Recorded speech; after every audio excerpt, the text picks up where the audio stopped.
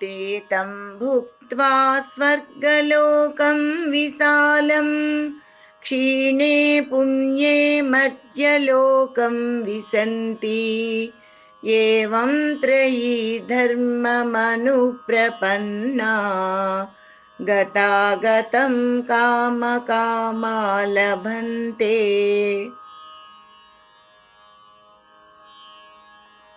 అట్టి స్వర్గాభిలాషులు విశాలమగు స్వర్గలోకమును అనుభవించి పుణ్యము అంతరింపగా మరలా మనుష్యలోకమున జన్మించుచున్నారు.